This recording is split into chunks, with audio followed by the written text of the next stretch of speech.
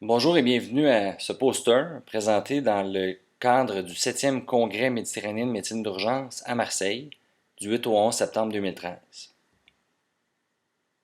Le GLS, ou Echo Guided Life Support, est une approche algorithmique au choc qui a été développée en collaboration avec les universités Sherbrooke, Montréal et McGill et qui est offerte comme un cours avancé de la Société canadienne d'échographie au département d'urgence.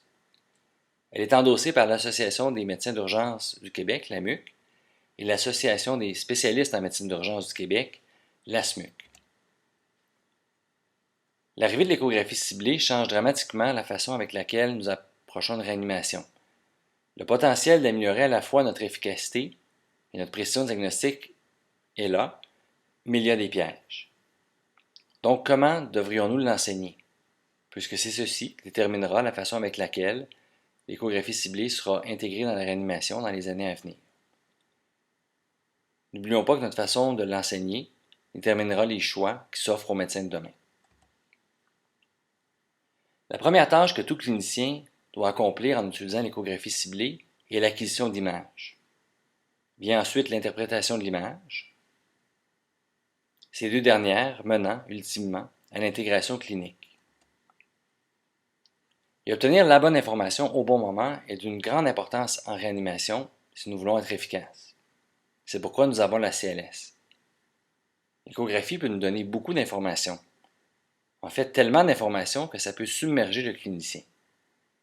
Nous croyons donc qu'une approche structurée au choc indifférencié ou à la réanimation en contexte d'arrêt cardiaque peut améliorer l'efficacité du réanimateur et libérer son esprit des points techniques de l'approche, lui permettant ainsi de se concentrer sur les raisons qui ont porté son patient à tomber en choc aujourd'hui. Et c'est pourquoi nous avons créé le GLS. Le GLS vise à intégrer les différentes modalités échographiques de façon à obtenir des réponses à des questions cliniques spécifiques dans un ordre prédéterminé.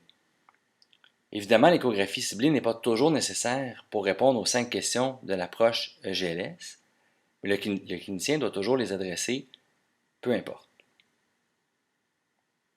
L'intégration de l'échographie du poumon, du cœur et de la veine cave peut nous donner une bonne idée de l'hémodynamie de notre patient et ainsi guider notre animation.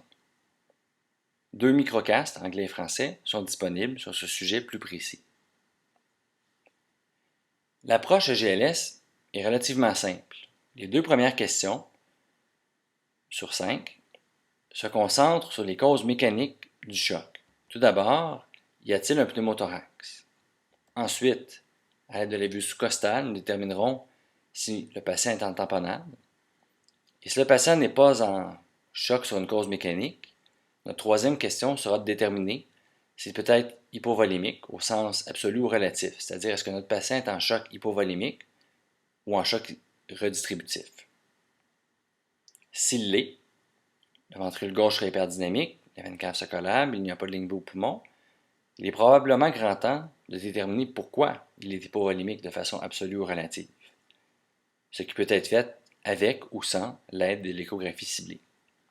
Mais si notre patient n'est pas clairement hypovolémique, il sera payant de compléter l'échocardiographie ciblée de façon à déterminer la fonction ventriculaire gauche. Et si elle est très abaissée, son association avec de l'édème pulmonaire, des lignes B au poumon, et une veine cave inférieure qui est dilatée et fixe nous permettra de penser que ce patient est en choc cardiogénique.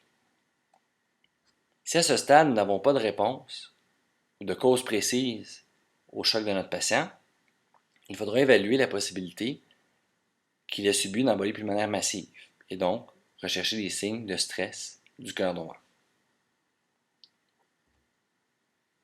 Afin de répondre à ces 5 questions, en temps voulu dans un contexte de réanimation, il faut se rappeler de certains détails techniques et avoir l'assurance nécessaire de nos compétences, de nos connaissances pour y répondre. Et c'est pourquoi nous avons développé divers outils cliniques, comme des podcasts ou des microcasts disponibles sur Internet, et surtout une application iPhone, iPad, qui permet au clinicien, au chevet, de surmonter sa courbe d'apprentissage un peu plus rapidement, de confirmer ses trouvailles et de se souvenir, en temps voulu, de tous les détails techniques nécessaires à la réponse de ces 5 questions.